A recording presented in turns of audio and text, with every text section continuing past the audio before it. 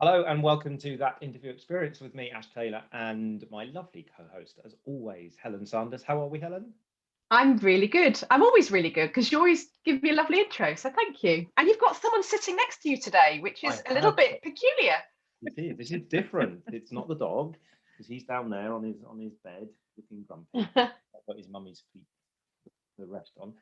We're joined by my wife today, Kay, the Yay! other half of the Taylor. You all right? Yeah, I'm all right, thank you. Dragged you away from your desk for a Yeah, few minutes, which absolutely. is really cool. Absolutely. So do you want to just tell our audience, so the young people listening, there might not be just young people, it could be parents and other sorts of people listening as well, but just a brief, what is it that you do? Right. I'm a forensic accountant and I work in the public sector, which means that I work for a government agency and we recruit all sorts of people to be not only forensic accountants, but also legal assistants and to do all sorts of work across the team to help us with our investigations into basically dodgy auditors. But Mm, you've done a lot of other work as well, haven't you, before that? So your yes. experience with interviewing is kind of twofold because Yeah. you've done a lot of criminal interviewing. Yes, I spent a very long time at the Serious Fraud Office, and I also spent time at one of the other regulators, the Financial Conduct Authority. So the vast majority of my interviewing experience is actually a combination of interviewing the bad guys and looking for evidence, and interviewing witnesses and trying to get them on board and get them to help us. So I have done a lot of recruitment interviewing, but I've done more witness and criminal interviewing. So very, very Different approach to both, Kay? Yes, slightly. I'd hope so. That is the correct answer. Absolutely, absolutely. Yes, there's a very different approach because with subjects, you have to try and build up a rapport, but then try and get them to say something that throws them in it. And they're a subject when you're interrogating or interviewing them. But when someone's coming to you for a job interview, they're not a subject. They're a human being at that point. Absolutely. Absolutely. I mean, obviously, building up a rapport in an interview is crucial, whatever the type of interview. But it's Mm. much, much harder when you're trying to get someone to incriminate themselves. that Right. is. At this point, I'm going to go quiet. I'm going to let Ash interview you because you're making me a little bit nervous, just in case I incriminate myself.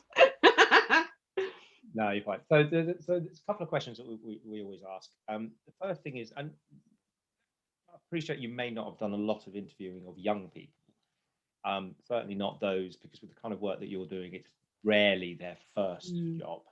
I guess. I mean, I could be No, wrong. that's right. That's right. But certainly, if you're looking for a new starter or someone who's coming into the organisation for the first time, and they might be a little bit nervous because they may have had one job before, perhaps, and they're coming into the public sector, say, this is something they really want. What are you looking for in terms of the CV or the application? How does somebody present themselves so they stand out, so they actually get to have the interview with you?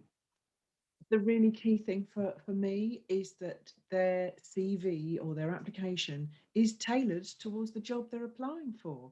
It is no use to me that I'm one of 200 people that you've sent the same job application to.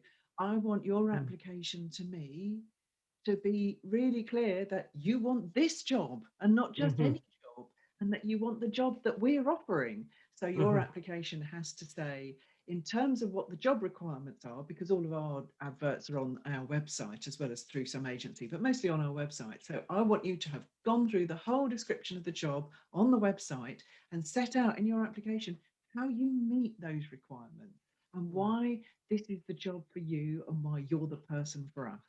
Mm. So, Yeah. and but how do you do that? I mean, what are the things that immediately sort of jump out at you if you see something on a CV? What makes you go, I need I need to meet that person?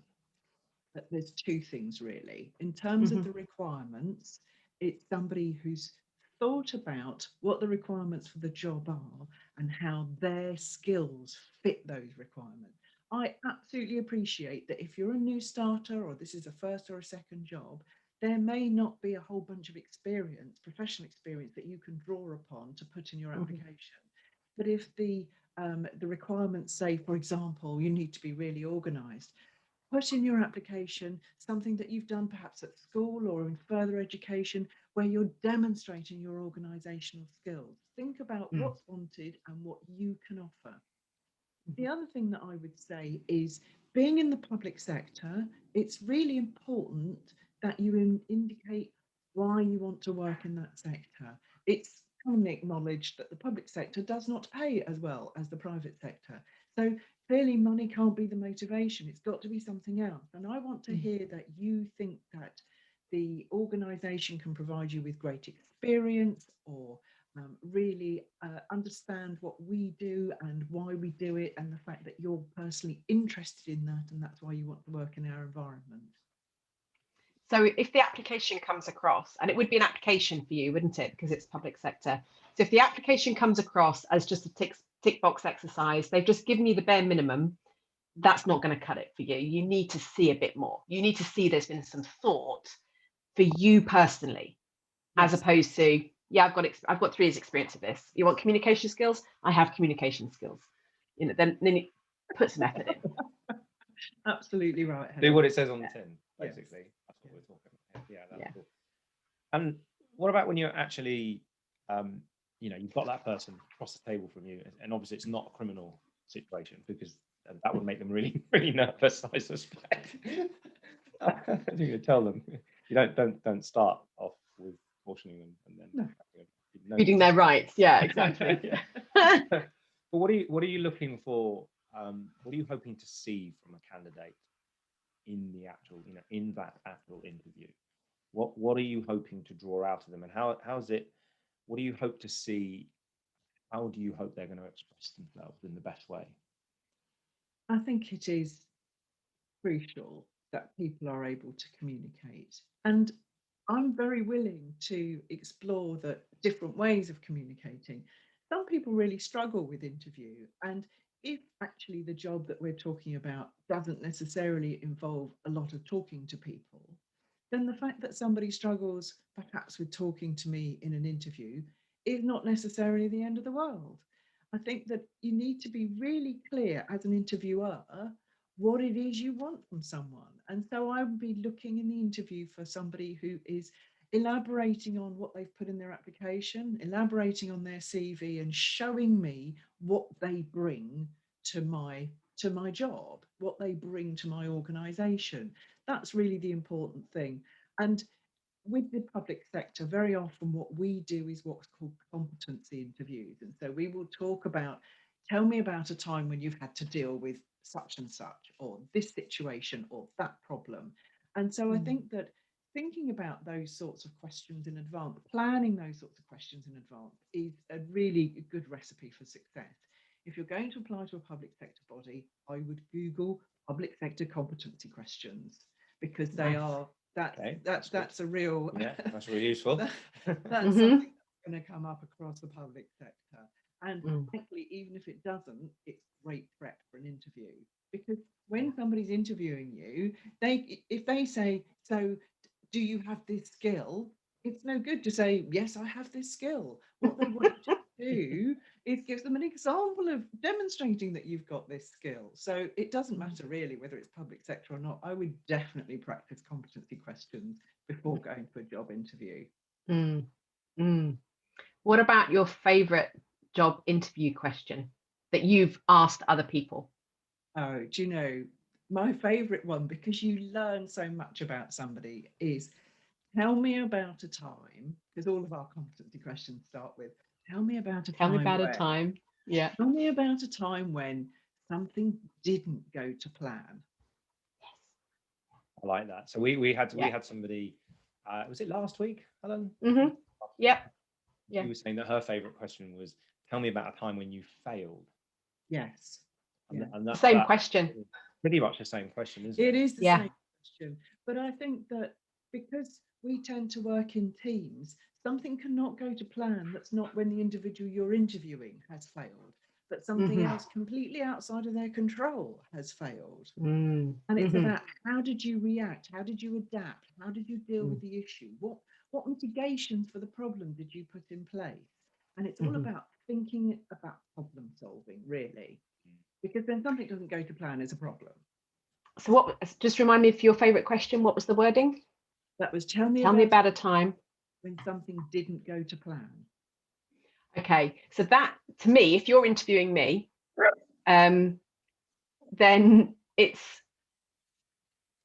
that's less emotive than tell me about a time you failed. Do you see what I mean?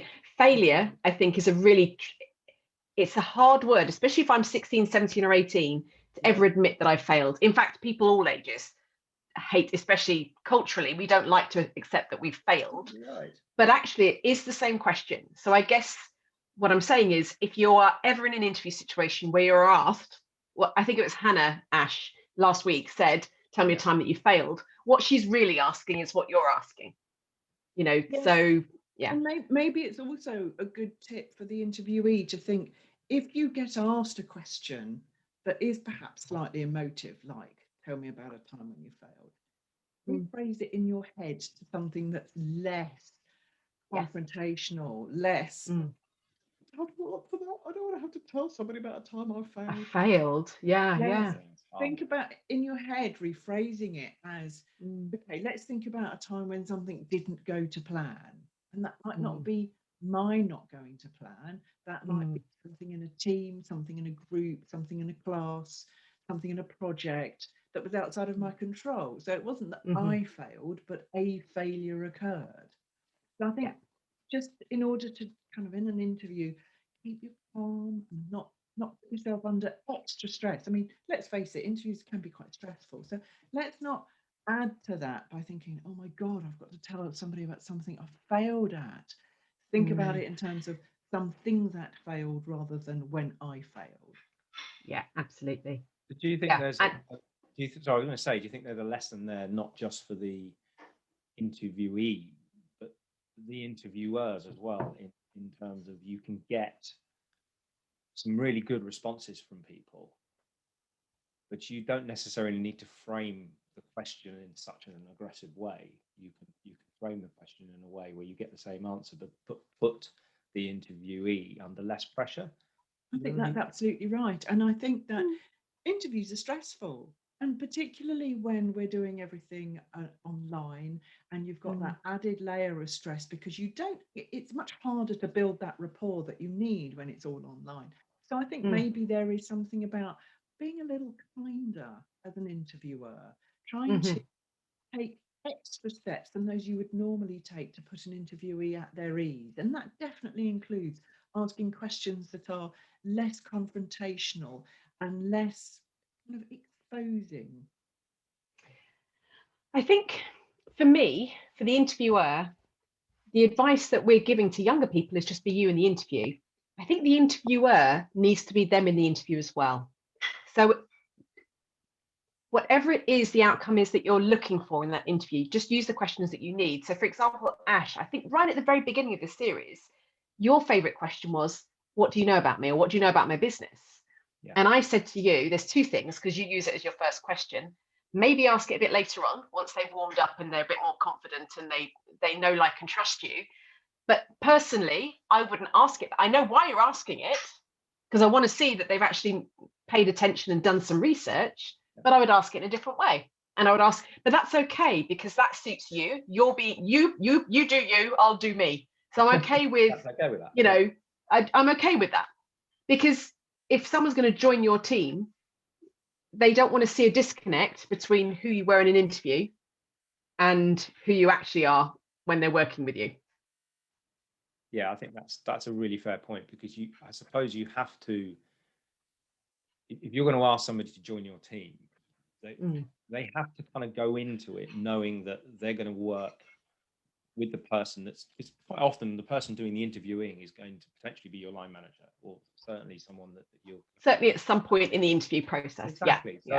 So you want to feel like you're joining a team rather than coming in at the bottom of a structure where everybody's going to be bossing you around. So if there is a disconnect between the way the questions are asked and then how people are in real life in the working environment, you suddenly find yourself in a job with people and a culture that was missold to you. Yes. Yeah. So yeah, if you're in an interview, and like you say, you're nervous anyway, and you are asked, tell me about a time you failed. If that really triggers you, it may not be the right environment if it really triggers you. But I would say, as you've said, Kate, is think about what you're trying to portray and what you're trying to answer. So yes, they've asked, tell me a time you failed, but actually what you're asking is, tell me a time you've learned, tell me about your determination, tell me a time that something happened that was either within or without of your control, out of your control, and just show me who you are, basically. Yeah. I'm thinking about Hannah's answer last week, her favourite answer. And she had this lad who said, tell me about the time you failed, and he just sort of gabbled on for a bit. And she said, okay, so what did you do? How did you do with it? And well, I asked my mum. He was a young person. He wasn't 45. He was a young person. But then she said to him, so if something goes wrong at work and you don't know how to fix it because you're going to be in payroll, what would you do? Well, I'd ask my mum. He was being himself. He was being honest. I hope he's out there somewhere at 40 years old and still asking his mum. Oh, yes. I wouldn't be able to cope. I really wouldn't. So have you ever heard, or have you had like a favourite answer to that question? And you put someone not on the spot, but you've asked that question about, how did you frame it? Because I like the word fail, obviously. At a time when something didn't go to plan. Go to plan. Have you not necessarily terrible answer like ask my mum, but is there an answer that stands out that you still remember because that person clearly had an impact on you? I presume you got the job. I think not a single one, but I would say in general, it's those answers that, a bit like the guy who wanted to ask his mum, that are really honest and and cover the whole spectrum. So something that didn't go to plan. If somebody said, well, the first thing I did was panic, but then they go on to give me like a coherent answer which says, yes, so I sat down and I worked out what the impact was of this issue, and then I thought about X and I thought about Y, and I went to ask so and so. If their first answer is this sort of really honest, I panicked, but then they have a good professional answer, that's great, that's fine. I'm very happy for somebody to be open and honest and show me who they are, because the reality is, in those sorts of circumstances, the first thing all of us do is panic, and actually that's honest, that's open and transparent, and I think that's very welcome. I can't. Please tell me. Go on. What are you going to say, Ash? I can't remember the actual wording of the question, but it was along the same lines. Tell me. Can you give us an example of something went wrong and how you fixed it? And it was a young coach. I remember at the time. I can remember his name, James, and he turned around and said, "Well, I'm hoping it's not this interview." Brilliant. So he's showing you his humour and just wit. Brilliant. What I was going to say, Kay, is when you're interviewing, what did you call them? Subjects in the other part of your role when you're interviewing those, please tell me, you ask them, tell me about a time when something went wrong. And they say, now, I panicked. Right now. That would be brilliant. Tell me about a time you failed. Yeah, you caught me, Gov. Yeah, that'd be brilliant. Yeah. Oh, I love that. Yeah. So is there anything you would, if you could give one piece of advice to someone going into an interview experience, especially if it's probably their first or very early on? I mean, okay, you've not done a lot of interviewing for people whom it's their first job, because where you've worked, it's always been you've interviewed at a high level for jobs at a high level. But if you are 16, 17, 18, and you could go in, you could give them a piece of paper just before they go into the room with like one word on it or one short sentence on it that might hold them and give them an anchor for that experience, what would it be? Take a deep breath. Nice. Don't say the first thing that comes into your head. Think about your answer. No interviewer worth their salt is going to expect you to start speaking the second they stop.